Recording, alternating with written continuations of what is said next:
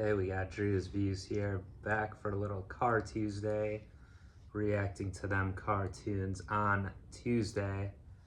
And today, on an auspicious occasion, I'm going to be finishing another show, Teen Titans. I finally got there to the series finale, Season 5, Episode 13, Things Change. Things will change, of course, on Drewz Viewz Car Tuesday here. Is about to start a new show, but to wrap this up, let's get into it. Let's see what is going to happen. Obviously, the last episode is a bit of a two-parter. Titans, calling all Titans and Titans together. It was an immense battle between the Titans, east, west, north, south, everywhere. All the honorary Titans, of course, spearheaded by Robin. The main 5 Titans had been globe-trotting, passing out the communicators to other heroes, which I guess was needed because the Brotherhood of Evil struck. They initially foiled Robin, but the rest of the team, especially Beast Boy, was able to get things back on track. And yeah, the Brain, Mashallah, Madame Rouge, of course, and the rest, those are the 3 main ones, but all the villains, the whole rogues gallery of Teen Titans villains from the show was all in on it. But they were defeated. Bran was defeated. So initially, earlier in the season, I assumed that he was the main villain of the season, or the Brotherhood of Evil was the main big bad, the main arc of Season 5, dealt with them. But initially, I expected it, to be the finale too, but not the case. Last time it was wrapped up. So what are we going to get this time? I mean, obviously one big element villain-wise that hasn't been seen this season, especially Stark, considering that every other villain is grouped into this Brotherhood of Evil, is of course Slade, the main villain of the show as a whole. So I have a feeling he might pop back up in this one since we got one final episode. I'm not sure how it's going to, showcase itself, how it's going to come about. I'm trying to remember at the end of last season, it was the whole Raven arc in Season 4. And Slade was initially working for her father, then was betrayed by him, of course, and worked with the Titans at the end of, Season 4 finale. Then he seemed to go on his own way. He needed to, get his body back, Full Metal Alchemist style. Yeah, which he did, I believe, or maybe we didn't see if he did or not. I can't recall now, but yeah, I feel like he's got to pop up here. If he doesn't, maybe he won't, but I'm not sure what the episode's going to be. Will there be a villain maybe that's, the episode's called Things Changes? I mean, the show changes and we don't have a villain in the end. We just have a nice pizza party with the Titans. We'll see. But yeah, it is called Things Change, so I'm wondering, how they're going to end the show like this, what note they're going to end on, how are they going to end as a team? Are the Titans going to disband or something and kind of start doing their own thing? That would be a change, so I guess that's one way they could take things. I'm not sure the impetus for that either necessarily. I mean, there's been things here and there, Cyborg wanted to join the other Titans for a time, or was liking that idea. Different things, him and Robin don't always get along leadership-wise. But yeah, I don't know. I guess Beast Boy could rejoin his old group or something like that opened to the season. Yeah, I'm not sure. But just given what the title is, I feel like it's got to mean something, so that's my best guess.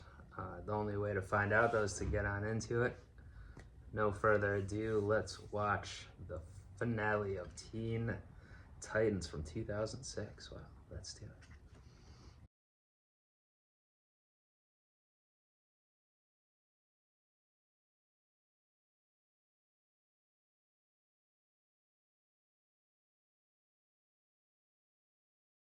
Well, all right. Faded into white to end things. It's producer Glenn Murakami. I see the name in the credit. That's I saw it said Murakami High, where Tara was going to school that whole time, so clearly a reference to him. And yeah, Ashley Johnson, of course, voicing Tara. For a second, I was like, it's a different person. No, it's definitely her. All credited as Schoolgirl in this one, which is very interesting as well. And Ron Perlman, of course, as Slade. One last time we did see him, I was right about that, although wasn't really him, was a robot. I don't know if that means Slade is actually back and was controlling that, or what the deal with that was. And is he like still, is he trying to help Tara actually? That could be interesting. So she doesn't want to be Tara again. She doesn't want to be a hero. She wants to live as, you know, a new person, a regular normal girl going to school. I guess she did heavily imply that it was her at the end there, but wasn't gonna try to be with Beast Boy. So very bittersweet ending, you know, final episode here, I gotta say. I do like it. I like it, you know, I'm thinking about it here. It's not really what I expected. You know, I was saying maybe the Titans will disband or something, or they'll do some story with that here for the final one. Or I didn't think it was gonna be a negative thing that they would do that, but just like a things change kind of. We're gonna do our own thing now or something, but no, it was more thematic about the change. You know, at the beginning they're back in the city, they're seeing things that aren't there anymore, new things being built, stores, things like that. And yeah, and then the theme is that things from your past won't stay the same. So ultimately this season was pretty Beast Boy focused, like, which had surprised me at the beginning of season 5. But yeah, it started with him and his past, the Doom Patrol, then ended with him and his past with Tara, and neither are things he can really go back to. I guess he could go back to the Doom Patrol theoretically, but doesn't need to. He's not needed there anymore. The Brotherhood of Evil is obviously defeated, but now he's gonna have to move on from her as well. Yeah, interesting. So the other 4 Titans spent the episode fighting a villain that we don't know what it was. Very Ben 10 coded, like I mentioned during the episode.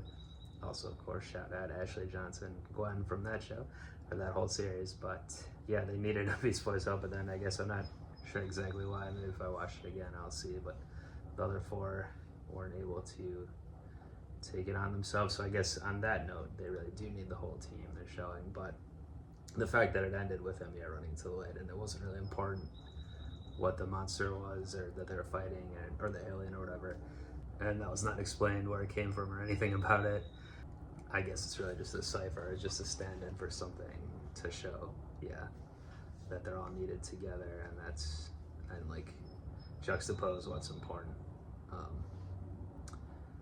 with Tara or the new Tara or whatever. So that it didn't seem like her and that alien thing were related at all. It was just a coincidence there. But yeah, it was just for this show to put that side to side. Yeah, very interesting.